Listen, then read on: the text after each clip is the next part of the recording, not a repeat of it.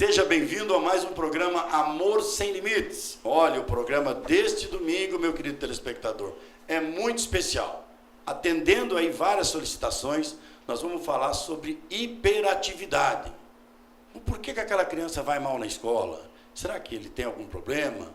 Então, hoje nós vamos conversar com autoridades no assunto. Está aqui em nosso estúdio Dr. Sérgio Antoniuk, médico, professor da Universidade Federal de Neuropediatria e também coordenador lá do CENEP, que vai nos falar sobre a questão de hiperatividade, juntamente com Maria Cristina Bromberg, que é responsável também por uma área lá, até como voluntária lá do CENEP, sobre essa questão da hiperatividade. Então, eu chamo sua atenção que é um programa muito especial desse domingo para você. É só um segundinho, já voltamos.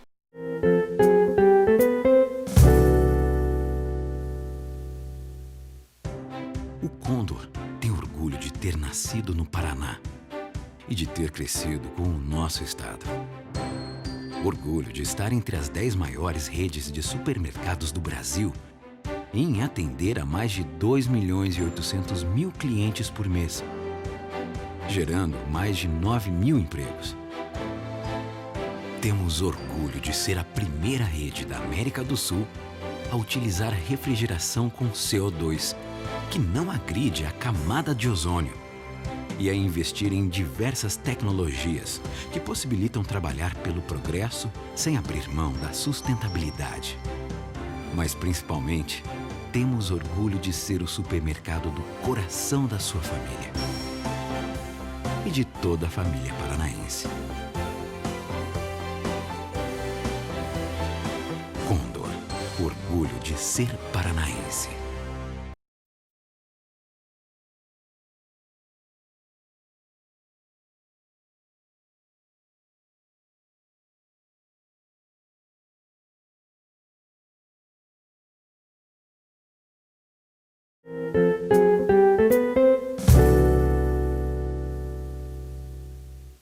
A sua participação no programa deste domingo é muito importante, por isso está aqui o número do meu telefone celular, 9192-3023. Só peço uma gentileza, não ligue porque eu não posso atender nesse momento. Então mande as suas mensagens. Olha, vereador, eu gostaria de saber sobre tal assunto. Então você manda a pergunta e nós vamos estar fazendo as perguntas para o Dr. Sérgio, que é o nosso médico neuropediatra aqui da Universidade Federal, de vários hospitais, e principalmente do Hospital de Clínica, e também coordenador do CENEP. E a Maria Cristina, que tem um consultório, né, na área de pedagogia e também faz um trabalho no CENEP como voluntária. Tudo bem, doutor Sérgio? Tudo bem, bom dia. Olha, primeiramente, muito obrigado por aceitar o nosso convite. O senhor já veio aqui já umas 3, 4 vezes, né, nos ajudar a esclarecer problemas. E a hiperatividade é um problemão, né, para os pais que não têm orientação, né? A hiperatividade é muito frequente, em torno de 5%.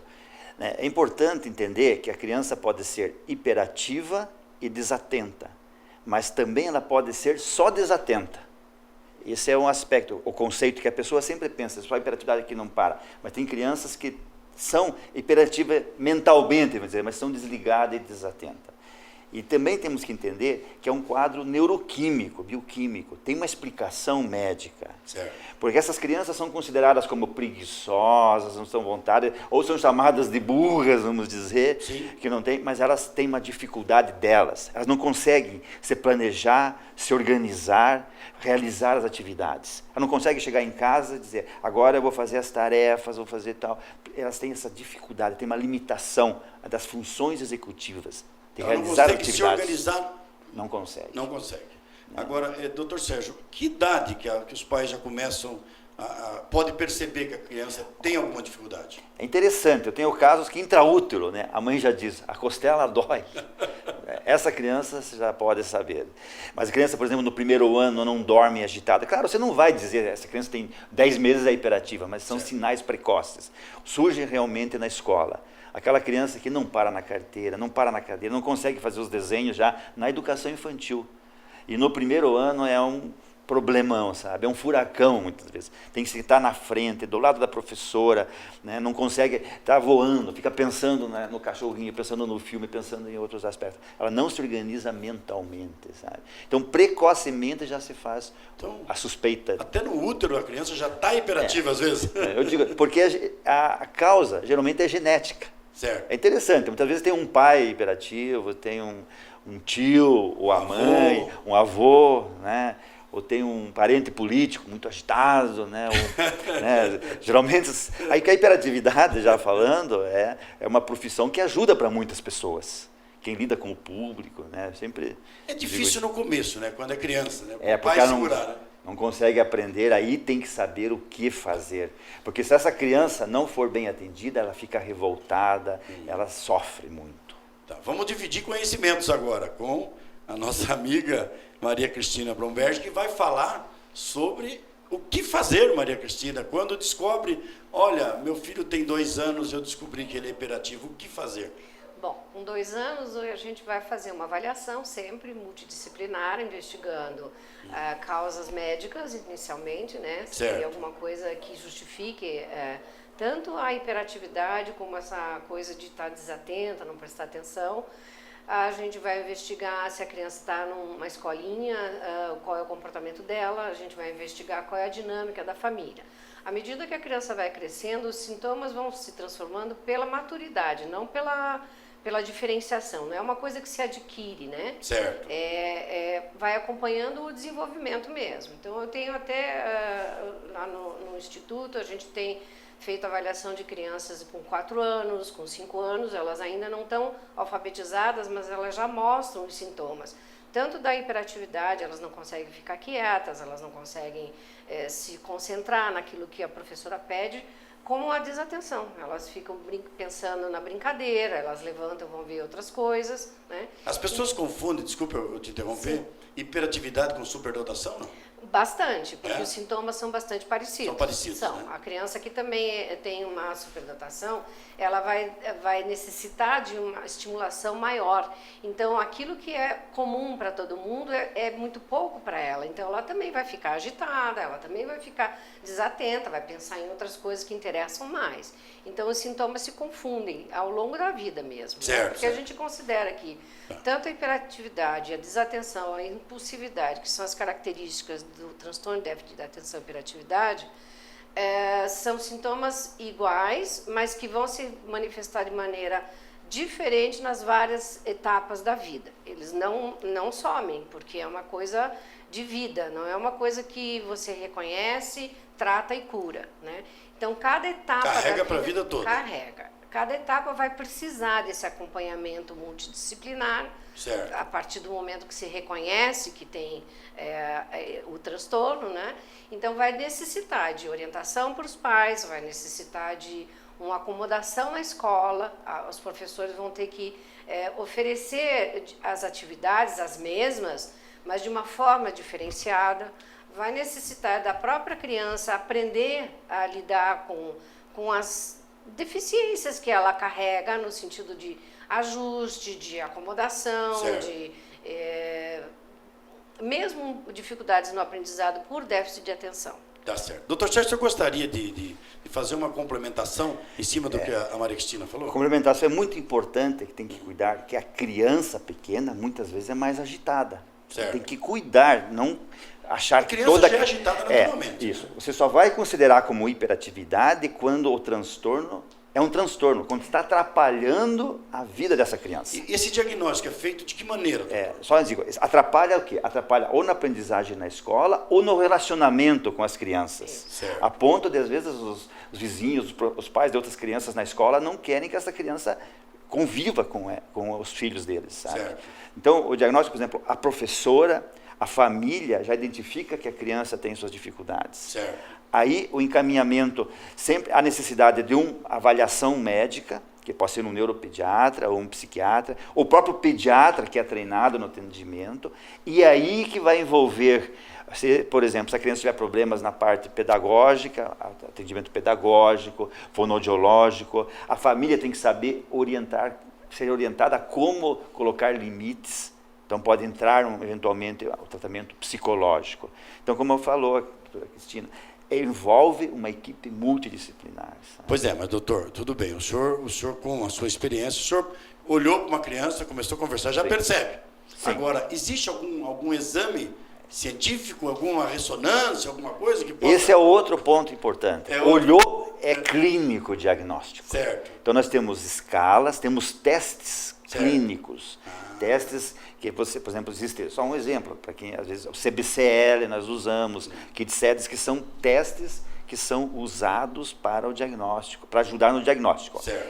Eletroencefalograma, ressonância, deletamos.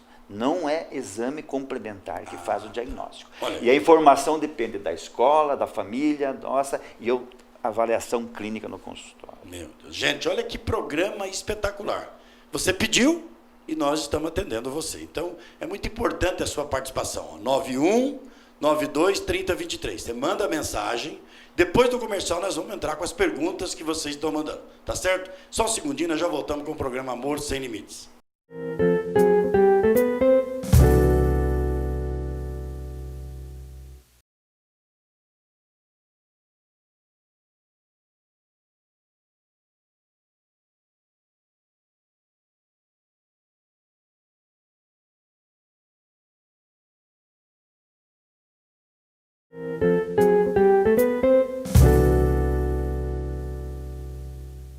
E de volta em nossa programação, uma programação muito especial deste domingo, porque nós estamos falando sobre hiperatividade, tudo relacionado à hiperatividade, né? Eu fiquei sabendo aqui com o Dr. Sérgio que desde a fase do útero já a criança pode dar sintomas.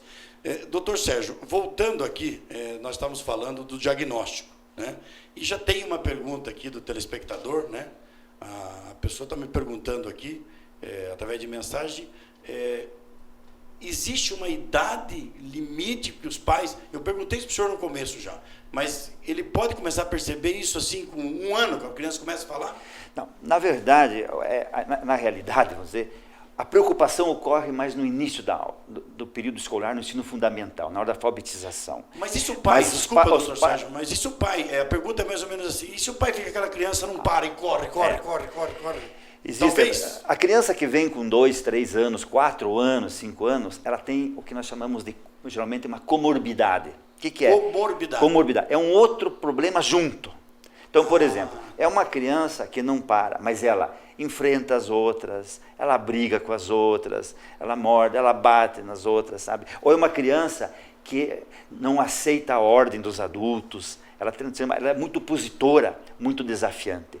Então você vê como não é tão simples tratar só não é só a hiperatividade, tem outros fatores problemas que acontecem junto. Por exemplo, na adolescência, a criança hiperativa, geralmente ela perde um pouco a hiperatividade e fica mais desligadona, certo, mais desatenta, aquele adolescente com um grande risco de ter um quadro depressivo, de ansiedade. Pois é, a depressão pode partir pode estar junto.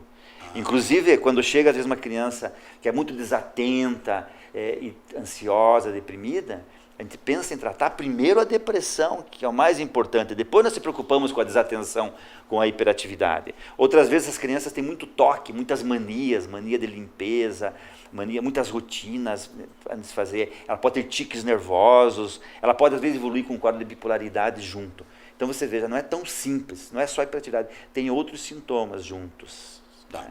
Então eu vou lá para pedagogo agora, porque esse é assunto de pedagogo, né?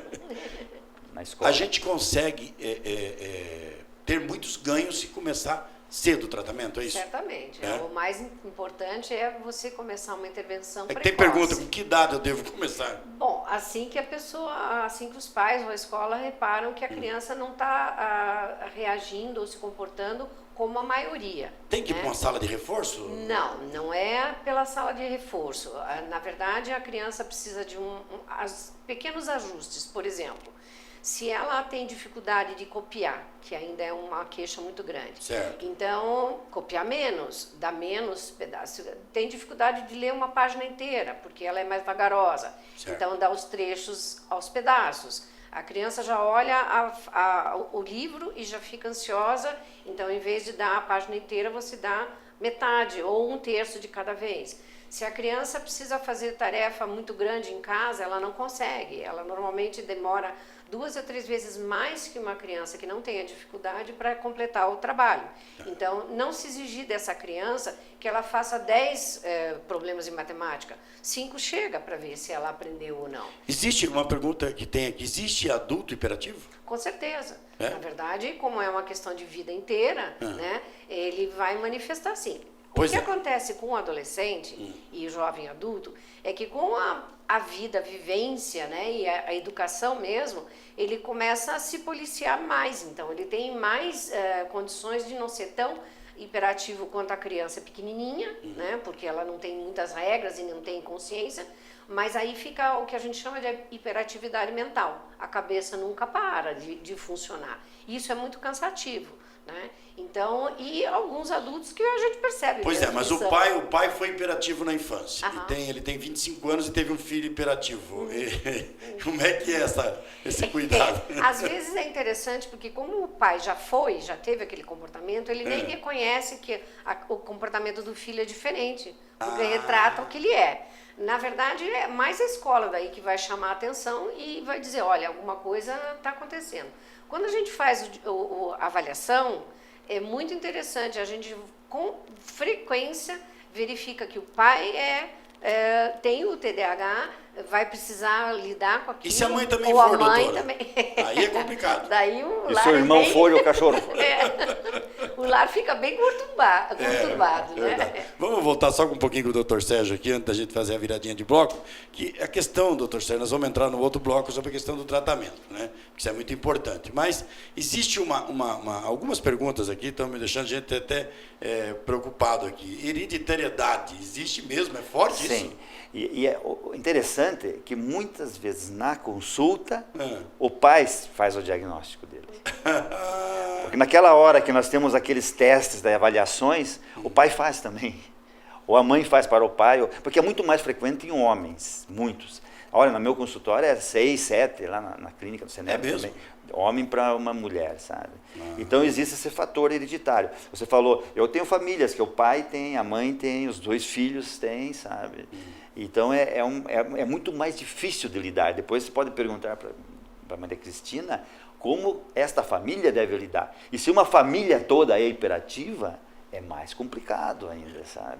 Mas dá para viver muito bem em sociedade. Não, dá para viver, porque como eu falei, as pessoas hiperativas, elas têm que ser direcionadas para as profissões em que essa hiperatividade seja direcionada para um resultado. Por exemplo, já vou falar, comerciantes, né? Eu brinquei, mas políticos. Apresentadores de programa de televisão, né? Você vê os programas... Tem que explorar o potencial. Pastores.